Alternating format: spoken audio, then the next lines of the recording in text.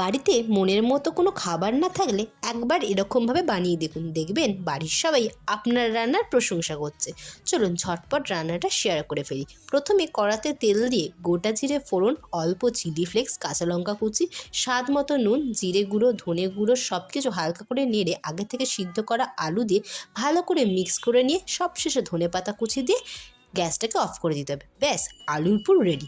এবার অন্য একটা বোলের মধ্যে 1 কাপ ময়দা, হাফ চামচ কালো জিরে, হাফ চামচ জোয়ান, স্বাদ মতো নুন, চিনি, 2 চামচ তেল দিয়ে ভালো করে মিশিয়ে অল্প পরিমাণ জল দিয়ে একটা ডো তৈরি করতে হবে।